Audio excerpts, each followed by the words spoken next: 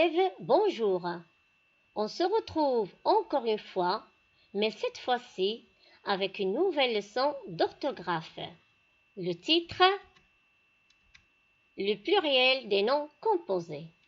Les objectifs de cette leçon, identifier des noms composés, écrire correctement des noms composés au pluriel. Vous êtes prêts? Commençons donc. Qu'est-ce qu'un nom composé? Un nom composé est un nom commun, formé à partir de deux mots ou plus, généralement séparés par un trait d'union. Voici les combinaisons possibles qu'on trouve dans les mots composés. Un requin marteau. Ce mot composé est formé du mot requin, qui est un nom, et du mot marteau, qui est un nom. Passons voir un coffre-fort. Ce mot composé est formé du mot coffre, qui est un nom, et du mot fort, qui est un adjectif. Un haut-parleur. Ce mot composé est formé du mot haut, qui est un adverbe, et du mot parleur, qui est un nom. Un rond-point. Ce mot composé est formé par le mot rond, qui est un adjectif, et du mot point, qui est un nom. Passons voir le mot composé un sans-abri. Ce mot composé est formé du mot sans, qui est une préposition, et du mot abri, qui est un nom. Un porte-document. Ce mot composé est formé du mot porte, qui est un verbe, ça vient du verbe porter. Document, c'est un nom. Passons voir un laissez-passer. Ce mot composé est formé du mot laisser, qui est un verbe, ça vient du verbe laisser, et du mot passer, qui est un verbe. Passons maintenant voir la formation du pluriel des noms composés. Eh bien, mes chers élèves, la formation du pluriel des noms composés est très étroitement liée à la nature des mots qui composent ces noms composés. Et c'est ça ce que ce tableau va nous montrer. Prenons le singulier du mot composé, un requin marteau. Au pluriel, on obtient des requins marteaux. Vous remarquez bien que le mot requin prend la marque du pluriel, tout simplement parce que c'est un nom, et le mot marteau prend la marque du pluriel, tout simplement parce que c'est un nom. Donc, les noms s'accordent. Passons voir un coffre-fort. Au singulier, au pluriel, on obtient des coffres-forts. Le mot coffre, comme vous remarquez, prend la marque du pluriel tout simplement parce que c'est un nom et on a dit que les noms s'accordent. Et le mot fort prend aussi la marque du pluriel parce que c'est un adjectif. Et les adjectifs s'accordent. Passons voir le mot un porte-document. Au pluriel, on obtient des porte-documents. Le mot porte ne prend pas la marque du pluriel, tout simplement parce que c'est un verbe. Et le verbe ne s'accorde pas. Le mot document prend la marque du pluriel parce que c'est un nom et on a dit que les noms s'accordent.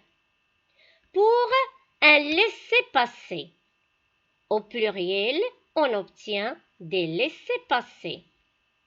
Le mot laisser ne prend pas la marque du pluriel, ainsi que le mot passer ne prend pas la marque du pluriel par la simple raison parce qu'ils sont des verbes. Et les verbes ne s'accordent pas. Passons voir le mot composé, un haut-parleur. Au pluriel, on obtient des haut-parleurs. Le mot haut ne prend pas la marque du pluriel parce que c'est un adverbe et les adverbes ne s'accordent pas. Le mot parleur prend la marque du pluriel, vous voyez le S, parce que c'est un nom et le nom s'accorde. Pour le mot composé, un sans-abri. Au pluriel, on obtient des sans-abri. Le mot sans ne prend pas la marque du pluriel, tout simplement parce que c'est une préposition et les prépositions ne s'accordent pas. Et le mot appris, comme vous voyez, prend la marque abri, prend la marque du pluriel, tout simplement parce que c'est un nom et les noms, on a dit qu'ils s'accordent. Évidemment, il y a toujours des exceptions. Passons voir quelques cas particuliers. Lorsque deux noms sont séparés par une préposition format non composé, seul le premier élément qui prend la marque du pluriel. Passons voir un exemple des arcs-en-ciel. Vous remarquez bien que seulement le mot arc qui prend la marque du pluriel parce que les mots de ce mot composé sont reliés par une préposition. Parfois, le nom s'accorde ou reste invariable. Cela dépend du sens du mot composé. Passons voir un exemple pour mieux comprendre. Exemple des timbres-poste. Vous avez remarqué bien que seulement le mot timbre prend la marque du pluriel. Le mot poste ne prend pas la marque du pluriel même s'il s'agit d'un nom. Tout simplement, mes chers élèves, parce qu'il s'agit des timbres de la même poste. La préposition ici est sous-entendue. Cela dépend du sens. Si le mot composé est formé d'un nom se terminant par O plus un nom, alors seulement on aura l'accord du second. Exemple, des micro-ordinateurs. Le premier mot du mot composé se termine par O et ne s'accorde pas, seulement le nom qui a pris la marque du pluriel.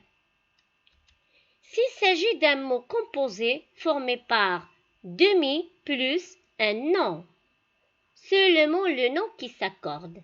Le même cas pour semi. Exemple, des demi-heures. Vous voyez que demi ne s'accorde pas, seulement le nom qui s'accorde. Si le mot composé est formé du mot garde plus nom, à ce moment-là, si quand le mot garde a le sens du gardien, il s'accorde. Voici l'exemple des gardes malades. Ici, le mot garde a le sens du gardien. C'est pour cela qu'il s'accorde. Mais quand le mot garde fait référence au verbe garder, il ne va pas s'accorder. Exemple, des garde-boue. Retenons donc, un nom composé est formé de deux mots au plus, séparés généralement par un trait d'union. L'accord des mots composés est complexe et dépend de la nature des mots. Dans les noms composés, seuls le nom et l'adjectif peuvent se mettre au pluriel.